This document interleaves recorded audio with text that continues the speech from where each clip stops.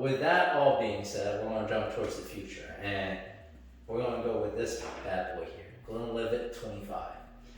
So part of the reason why we say the best for last is because I personally feel that your best life is ahead of you, not what you've been through.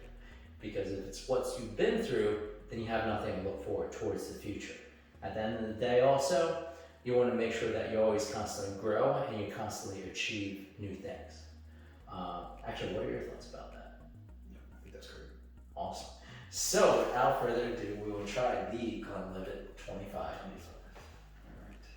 Cheers, brother. Cheers, man. Cheers to the future. To the future.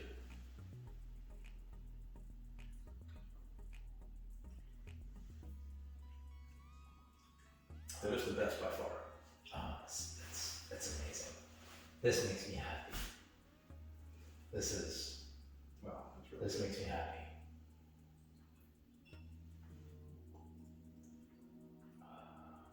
Did I ever tell you the story about how I first bought the first bottle?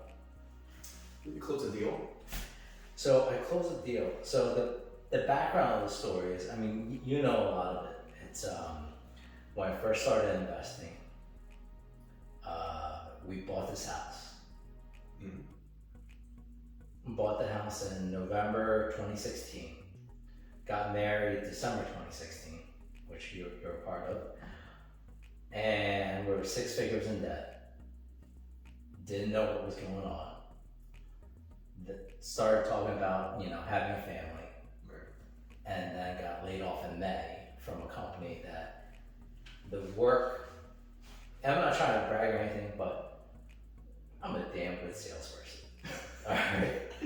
I've done sales pretty much my entire life, and I legitimately am very passionate about sales. But I'm also a firm believer of doing sales ethically. So this particular company that I was selling for, even though the product was free, it never worked. So I couldn't keep on selling it. So I got laid off. Okay.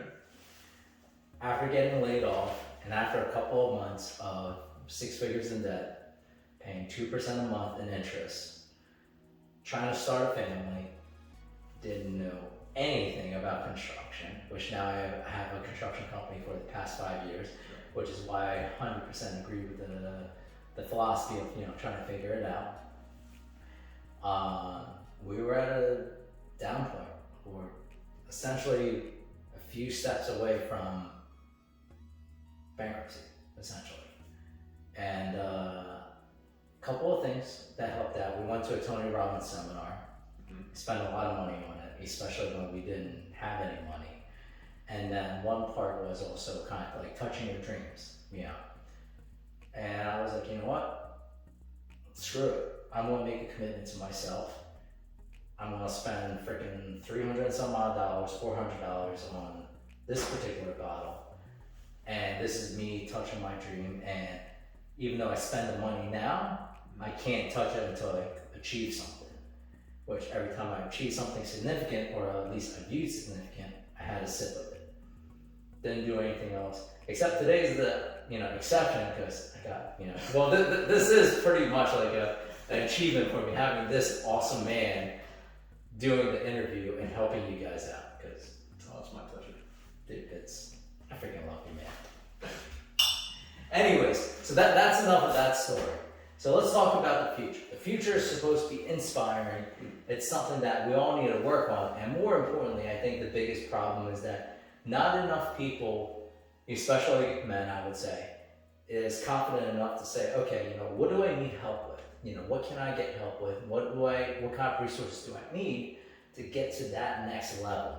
Or they're even too afraid to say, this is what I'm working on, or this is what I want to do. So I want to hear more about what you want to do, what do you want to accomplish in the future, what do you want to work on, and how potentially some of the viewers or I myself can help you out with that. And let's make it very inspirational. The bigger the goal, the better. And I want to be able to get more of these bottles with you. Next one, I would say let's do something for Louis the 15th? 13th. Which one is the mad expensive I bottle? don't know, it was expensive though. But yeah. 800? Something like that, right? No. I thought it was more. Oh, no. I was saying the label, but yeah, it's like $1,300 a bottle. Like that was 2 years ago. Yeah, it's expensive. And then we got to do some Kobe steak for that. Yes. Or, you know what? A5 Wagyu, that would be awesome. By the way, we love food. All right. I think you can kind of tell right now. But I do enjoy it. Though. Yeah. All right. So tell us a little bit about your future. Future. Yeah, thanks, buddy. We're the dental lab is my bread and butter, so it's a family business in legacy. We're celebrating 41 years this year, and unfortunately, COVID screwed up our 40th anniversary. We really wanted to do with our staff and our customers, but due to COVID, that kind of washed that away.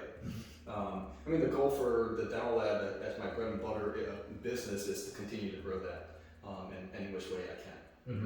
Either up and down, horizontally, however. There's a tremendous opportunity in the dental industry. Just to touch back on the past for real quick is that how were we able to get to a point where I was managing 20 residential units, and it's because ever since when my father bought the first property to move it and relocate his business to, it was a mixed use. So right off the bat, when he moved in and started working, he had 4 apartments upstairs. So that was just kind of grandfathered. He was forced to learn, writing up leases, marketing it, putting it up for rent, doing some renovations, sprucing it up so that it looks good for the next tenant, right? So it started out with 4 units right off the bat. So when I joined the business and we relocated, we're talking about my hobby in key repair and how you had the seed money. Same thing with that is that he had 12, 15 years of seed money capital from the first property that we didn't have to sell it, or we didn't have to do an exchange with it in order to relocate and expand to another 2 buildings that are twice the size that we're at now. So when we moved there and purchased that, another 4 residential units were above our current business. So right there we have 8 units, and being in the business after college with my dad there, I was, he gave me that responsibility. He took that hat and gave it to me. He said, "Hey, you're going to manage these 4 apartments upstairs," so that he could focus on the business and I could do other things for him, right? So we're talking again, going back to the hiring and that self-diving and saying that I can't handle all these other responsibilities. Luckily as a son, he gave me those couple of hats, right? So going back to the business owner portion is that you never said no. You took on that responsibility, and now you're just trying to perform and over deliver, right? And at this point, the customers are tenants, right? So now, I'm managing 8 units, and while we're managing, while we were renovating our new space, you build relationships in any business. You build relationships with your suppliers, your vendors, and so on. We got friendly with some of the contractors and people that were working on our building. You build these relationships where you become friendly, you talk to them, and they say, "Hey, here are some other opportunities that are presented to you," and that's how we purchased other multiple properties. And that's how you gain the knowledge of how homes are constructed, how they're renovated, how they're repaired, what the cans and can'ts of buildings and property management, right? So then that's how you grew into 6 units, managing 20 apartments, just because of experience, just because it was given to you. You were forced to learn those tasks. So looking to the future, I'm looking to grow the dental lab business as I am always. My personal struggle now is to find another person that can replace myself, that can replace my brother's responsibilities operationally, internally, so that we could focus more on the business itself, right? Like I said, there's always opportunities. You just have to open your eyes and just look for them. All right, so 2-part, start off with the 2-part. First is where do you foresee the next 5 years of the dental business, how much it will grow?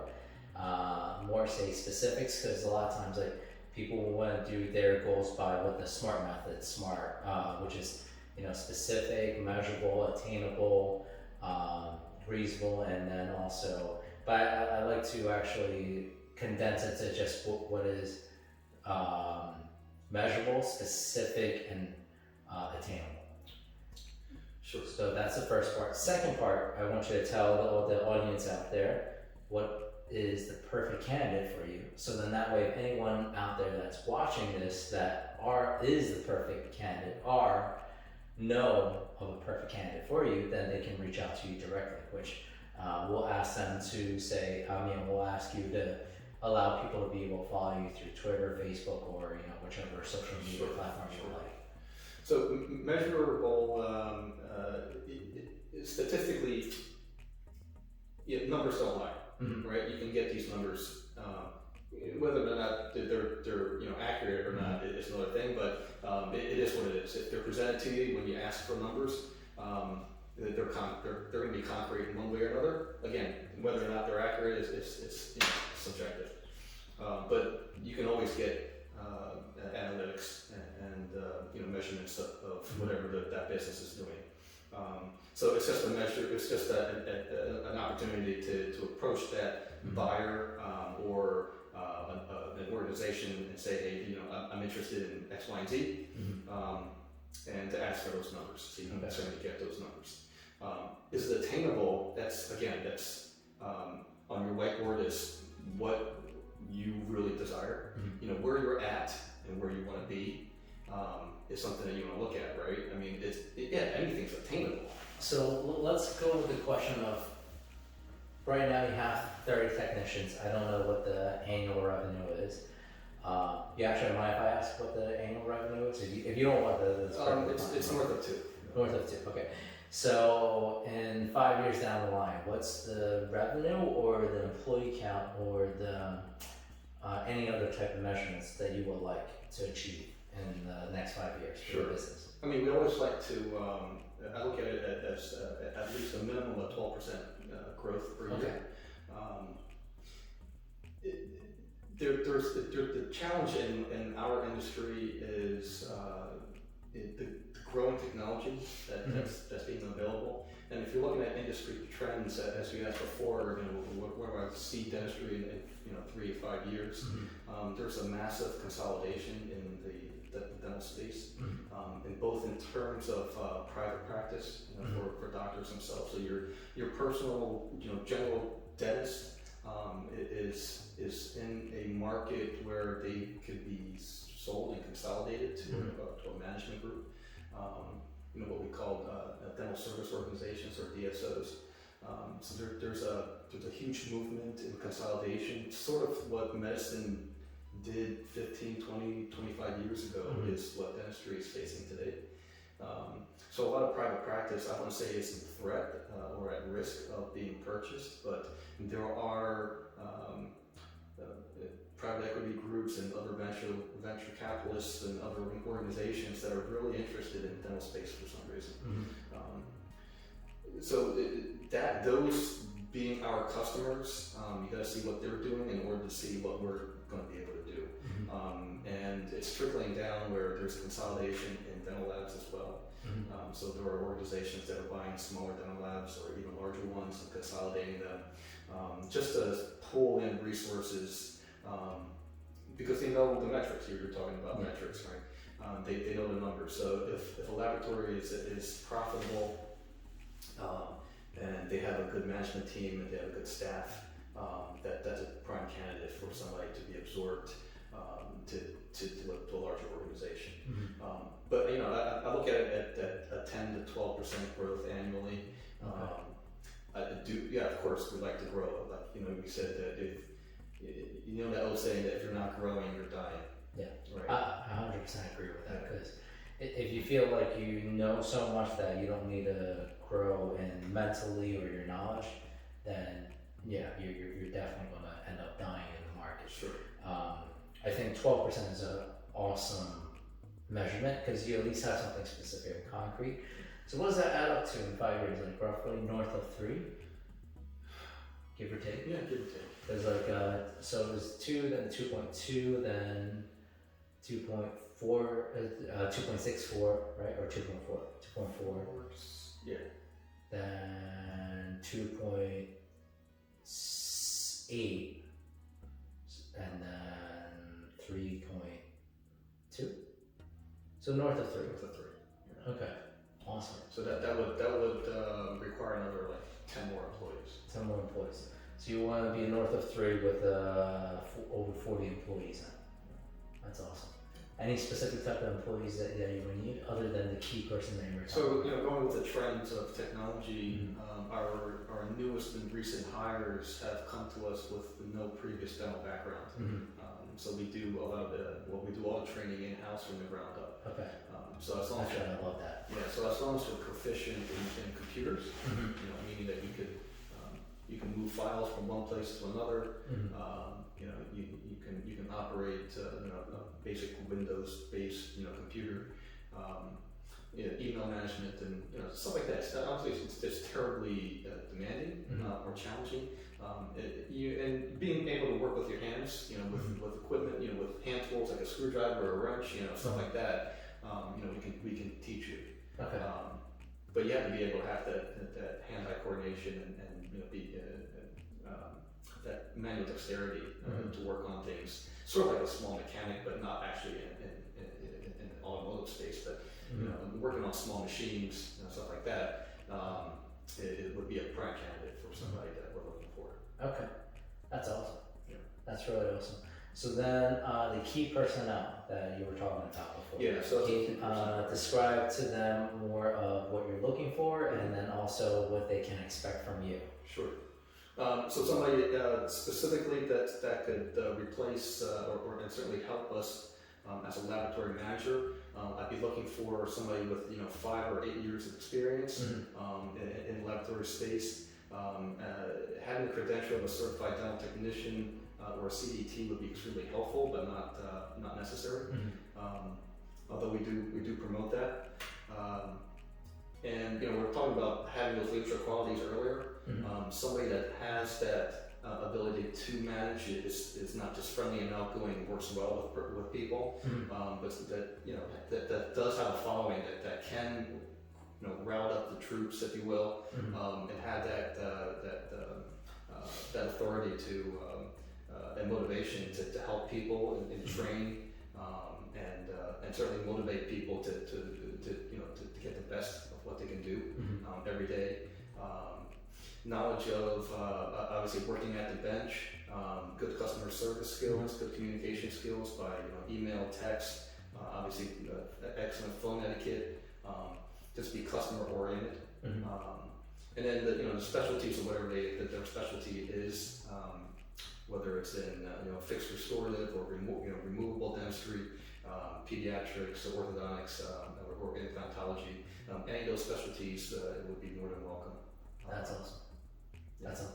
So guys, can you see why Joe is a board member of the National Association of Dental Laboratories? Yeah, I definitely see that. Well, it's important. We're talking about these, being a board member and being a committee chair for my local, Cub Scout pack, and these are volunteer positions. But I think it's extremely important to give back, to your community. So being a board member on the NEDL means a lot to me. It's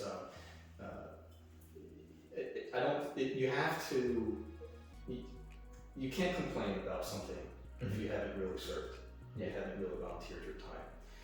And being in any industry, I think it's important to have the opportunity to give back in some way or another, not just becoming a member of your specific industry's association, but to recognize that they do so much more for your industry, whatever it is. So it could be the contractor space, it could be the association of realtors, but having this governing body, it serves a purpose, right? Not to just lay out ground rules for the way we conduct business, but in terms of advocacy and education and consumer protection and so on. This is all very important that normal members might get the information for, but they don't really get to dive into unless they really serve. So I would really urge you, if you had the opportunity to, to serve on your industries, even if it's at a state or and not just a national level, but at state level or regional levels, and take the time to invest in serving those boards to help advance your industry.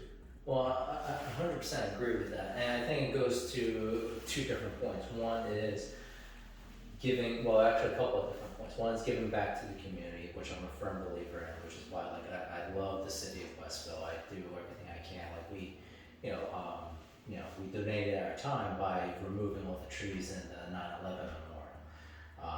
I think money isn't everything, but like Zig Ziglar says, money isn't everything, but it's right up there with oxygen. Just try going without it, But that's part of it, right? And then second part is, and I love the fact that you're very humble, right? But you have the confidence about you as well. Humble piece being, like you're saying, it's a volunteer position. But just because it's a volunteer position doesn't mean you're the right fit. Not everyone, just because it's a volunteer position, doesn't mean anyone and everyone can actually go and apply for it and actually get chosen for it, right? Because you have to have at least certain type of competency, and the board actually has to feel that you're capable to not only serve the interests of the board, but at the same time being able to deliver it, and they like you as a person. Yeah, that's true. Yeah, and the last part I want to bring, because it's the biggest myth of almost all sales and all salespeople. It's always about the price. Something I never ever agree with. It's almost never about the price. That's one thing I want to stress. As long as you're doing something ethical, morally, and you're delivering the right values, it's not about the price. The reason being is, perfect example, it's a free position. Who would actually say volunteer for a certain board member or anything like that? Is because there's a certain value behind it, a certain belief. And a lot of times people was trying to sell something, it's too expensive. Well, generally speaking, a lot of times what most people don't realize is that whatever objection you're giving or you're allowing to receive is the same rejection that you're going to give other people. I don't know how you feel about that. We had a pretty in-depth conversation last time about sales. We did. And actually, I would like to talk a little bit about sales, because I think that's the lifeline and the key to most businesses, whether or not you're a multi-million-dollar corporation or if you're a sole proprietorship. Sales is key, because if you don't have revenue, you're not going to be able to survive. Yeah, true. You talked about being on the topic of price. Yeah, it's the most common rejection, right? Mm-hmm. It's too high. And I would say this, and I'm not trying to sound racist, it happens to our people a lot. I can say that, we're both Asians. Speaking of which, do you want any refills? Do you? Which one would you prefer? Hey, I'm the host. So you got to save that for. Okay. So let's since we're on the blend, let's do the first one. So anyways, continue. So how do you overcome price objection? How do you overcome price objection? I won't get too much for you, so we're still sober enough to have a conversation. Well, I think price should be your estimate, your quote, your bottom line should be presented last. Mm-hmm. I think. What do you mean your bottom line should be presented last? Okay, so if you're going to renovate it, let's say you got to paint this room. Okay. Right. And in the back of your mind, you made, you physically measured everything, the square footage of what you got to paint, right? And what you typically charge, I don't know what you charge for per square foot to paint, for example, right?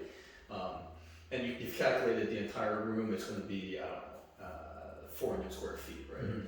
So you multiply that by what you charge per square foot, and then here's your estimate to the customer, right? Mm-hmm.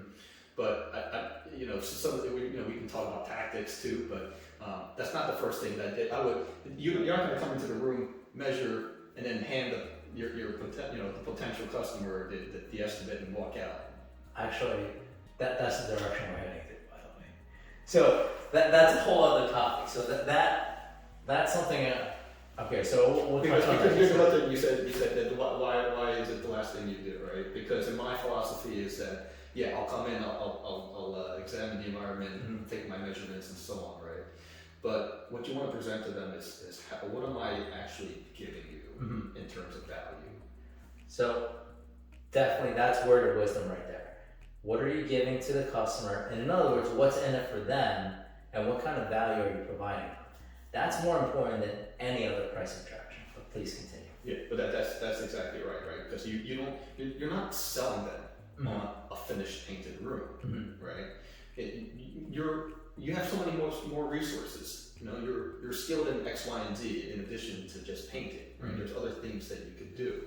So what's the value proposition there? So when you before you hand them your proposal to paint a room, I mean it's going to be, let's say $1,000. I don't know, just throwing out there.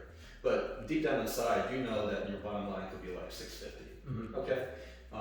So and knowing that going into it, that the customers they're going to negotiate, they've already received other quotes, right? So they're already prepared with other numbers. But numbers are only, that's what they're armed with. And with the expectation that what they get out of paying $1,000 or $1,200 or $800 is that the room's going to be painted, right? But if you give that to them last, but you're not, just for lack of a better word, sell them on what your other value is, okay? So if you go into it before you give them the proposal, is that, hey, I don't know what the other guys are going to do for you other than painting the room for you, but this is what I include, is one coat of primer.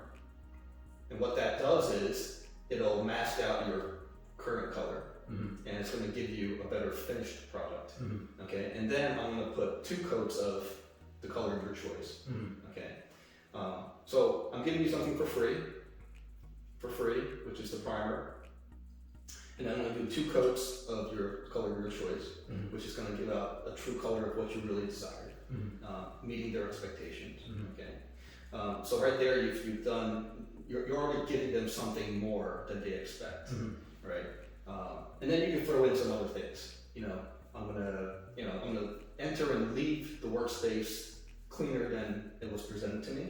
I'm gonna do this, I'm gonna do that, and so on and so forth. What you're doing is building value to the job, right? And then at the very end and here's my quote for 1,000, not knowing what other people are coming in at, right? But knowing at the same time that I'm gonna still make money at $650, maybe not as much obviously, but I'm going to be profitable at $650, right? But here you might be $200-$300 over the cheapest quote that they received. But what you've actually sold them on is the way you handle yourself, the added value of what you're going to do for them, and obviously the things that I'm going to show up on time is going to be done in 3.5 days. And this is what you're going to propose to them. So you don't know what other people are doing, but if you present yourself professionally and you've created this value added proposal, I think you position yourself better too in the marketplace. So 100% agree with that. So guys, definitely word of wisdom right there. So it's all about the value. It's not necessarily just about the money, and also what it means for the customer themselves, because at the end of the day, whatever you present, it's also going to be crossing their mind is what's in it for me, right? So just to touch on that little topic, just because we both know I'm in the construction space. Example of what I do is I actually do 85 cents a square feet for basic paint. That's on flat. It goes 10 cents above for each one, and then also for sheen, it goes additional 5 cents. So what I do, kind of like exactly what you're talking about. What additional products are you doing? How are you differentiating yourself between everyone else? So what I do is I actually allow up to 2 different test paints, and I actually paint between at least 2 sections on each wall, so they can actually see the color and how it looks in different lighting, and they can actually see between, say, the natural light and then also through the lighting that they turn on, when it's dark. Because what most people don't realize, and this is about the painting, because we pride ourselves in as an expert, is so that way, by the end of the day, when you actually choose to whichever paint you go with, it's something you like and you love. On top of that, we do a guarantee of 90 days guarantee on all of our work being performed. So if a line isn't work out properly, we actually will correct it for free. Obviously, it depends on the existing wall, so on and so forth. So value is huge. It's very important. And the last plug I'll put in for myself is the coaching piece. So my pitch is always, which is make sure providing value, is that I will give you a session for free. If at the end of that session you don't think I can provide you at least a minimum of 1,000% return on your money, which is whatever you decide to invest in me for, if I don't provide you 1,000% return or 10x your money, don't sign up with me. I'm very, very sincere about that, because I don't want to work with anyone that doesn't feel like I can help them out. And at the same time, my own moral and ethical standards would not allow me to do it. On the flip side of things, if you do see that I can provide you a minimum 1,000% return, say a 10x return on your investment on mine, so on me, which is your ROI, and I do expect you to sign up right away, because if you see a 1,000% return on your money and you're not going to invest on it right away, because there's not a whole lot of investments out there that can guarantee you 1,000% return, then we're probably not a right fit. I would like to work with people who are aggressive, that needs a little bit of guidance, and I can help you to make a lot more than that. And even if I can do half of that, a 500% return, 5x your money, isn't it worth a 45 minutes to an hour conversation? I apologize for just taking over that, because it's something I feel very passionately about. Absolutely. Because you know my story, you know where I was, where I'm at now. You're essentially one of the first people who helped me gain my first part, you and my father-in-law. I'm very appreciative of both of you. Like I said at the start of the episode, is that we all need that kick in the ass, right? Exactly. And hey, I need that too. That's something that I've been talking to with my. I hire an outside salesperson, and who does a lot of sales for us. And that's what he recently asked me, is that, hey, maybe you want to consider getting a business coach, or to speak out, reach out to one of your mentors and see if they're willing to coach you too. It's not about ego. It's not about again, we're going back to that whiteboard. It's like, what is your ultimate goal here, right? And if you're going to really, wouldn't you want all the resources that you can possibly have to help you attain that goal? Absolutely. Right? And hiring Tag as your business coach or mentor, getting 5x your return, it's not about the money, it's about the learning experience, right? And obtaining what your goals are. And I think the biggest part too is it doesn't necessarily have to be me. Like the whole part of the point of the channel is to help people move along and move forward. But more importantly, it's like, I'm a firm believer, anyone and everyone has the capability to succeed and to do certain things that they thought were impossible. Like my one client, Tammy, she's probably one of my favorite clients, because I was able to help her achieve over 26 tasks that she thought was impossible within 2 months. It's insane. But at the end of the day, it's like, was she able to achieve that eventually? Yes. But what you do when you're hiring a coach, it does two things. One is it pushes you forward to make you be uncomfortable with certain things. Third is you're buying time, because I'm sure you know, especially being in business for so long, that certain things, after you experience it, if you can tell another person on how to do it, it will save them literally decades. Not just the strategy part, but also the psychology piece. It's a combination of the two. You can't do one without the other. And I think the biggest part also is that a lot of times people view that knowledge is power. That's not accurate. Knowledge is potential power. Without knowledge, you can't really do it. But at the same time, with knowledge, you have to put the action behind it. Because if you don't put action behind a strategy, that's all it is. It's a strategy. You can't realize it. You can't fulfill it. And I'll add to that, is that having a coach or a mentor keeps yourself in check, right? Keeps you accountable for those 27 tasks that Tammy couldn't accomplish, whatever it was. Having somebody to really crack the whip on you and say, yeah, it'll save you a decade worth of time because it forces you to do those things right away. Mm-hmm. Yeah, it'll save you a lot of time and it'll help you achieve your goals a lot sooner. That's awesome. I appreciate that, brother. Cheers. Cheers. Thanks for having me on. No, at any time, man. So last part of this, let's do it this way. So let's recap on. Well, actually, no. Instead of recap, let's talk about what advice would you have for. Let's stick with the past, present, future. What advice would you have for people who are just starting off? What advice would you have people that are, say, in the middle phase of their business? And what advice would you have for people who is trying to grow their business? Okay, if you're starting off, like I said, whiteboard all of your goals, your dreams, your desires, and put that on there. It could be, I would separate it into 2 columns, one for business and one for personal. Okay. I love that. I love that. If you can't visualize it, you can't see it, you can't check it off after you accomplish it. So it's important to have that list. Carry it with you if you want. Put it on your phone. Have a whiteboard in your office, next to your bed, on the mirror in your bathroom. Is that list of goals and dreams, right? Because we lose sight of that. So for people that are starting off, that's what I would do. Okay. People that are currently in business, we're talking about that are wearing the 30 different hats every day, is to realize, hey, we all need help at some point.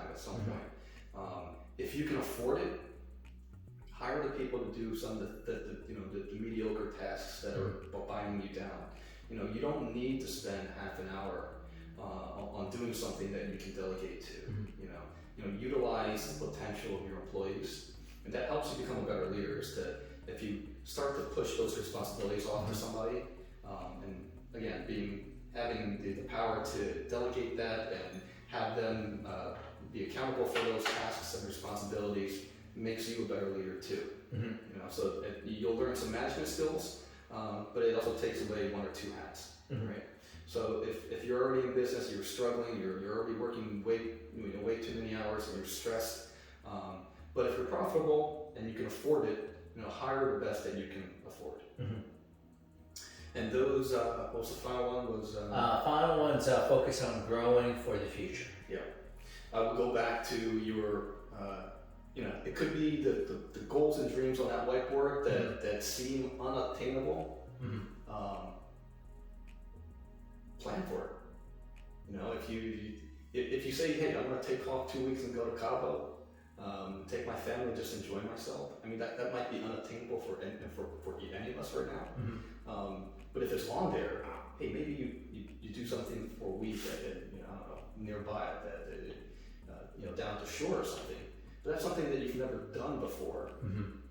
That's one step closer to whatever your ultimate dreams and goals are, right? It's not fine. We're not talking about financial wealth. We're also talking about peace of mind and finding happiness within. It's not always about the dollar. Just being happy with who you want to spend your time with and your family or your friends or something like that. It can mean the world to a business owner looking into the future in terms of just finding peace of mind. 100% agree with that. And along with the peace of mind, the quality of life is definitely huge. Yeah. I can't thank you enough for being on this episode. It's my pleasure. I have a feeling there's going to be a lot of requests for having you back on again. Maybe it could even be us shooting pool and discussing about business or sales. Actually, hey guys, I'll throw it out there. If there's anything you want to see us doing, or you want to see us making a fool out of ourselves, shooting pool, or any particular topic of conversation like sales, because we talk a little in depth about sales or marketing or management or anything like that, feel free to put it in the comments below. Do me a favor, like, subscribe, and share the videos.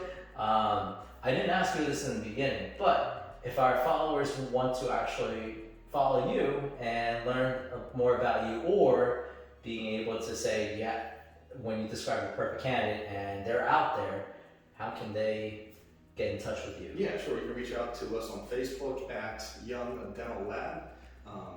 If you play pool and you want to follow me there, it's at Mighty Custom Cues. Or you can just reach out to us via our website at youngdentallab.com. some of the ways. Well, Yeah, that's I can put more of it under Yeah. the description. Sure. By the way, this guy is phenomenal with cue work, alright? So I don't want to put, I'm being corny, I'm being a child here, but he helps me make my wood nice and smooth and hard. Anyways. not something I like to promote myself in. Alright, but anyways, if you need anything it's done with, say, your cue work, or if you want some business advice, Happy to. he's the man. He's the man. I'm a business coach, but he helps coach me too. And like you said, every once in a while needs a kick in the ass, and we need to be able held accountable. And guys, he is the man. I mean, just to recap, like seriously, marketing manager and CEO of Young Dental Laboratories, board member of the National Association of Dental Laboratories, owner and manager of 20 properties worth over $2 million. So if you have anything about real estate, I know a lot, but he knows a good amount too, especially about management as well. Owner of American Cuis, did I pronounce that Cuis? Cuis Billiards. He's the co-owner of Fat Albert's and Delran Billiards. And he's a committee chair of a local Cub Scout pack. The myth, the man, the legend himself, Joe Young. Oh, by the way, this mofo can breakdance too. This dude literally just dropped, did a straight split, and popped right back up in my wedding. This guy is phenomenal. Anyways, again, thank you for watching this video. Please leave in the comments below of what you would probably want us to say both collaborate on, or what you want us to talk about. Like, subscribe, share. Until then, thank you. Have a chantastic lifestyles. Have a great day. Last cheers, brother. Cheers, brother. And let's cheers to them.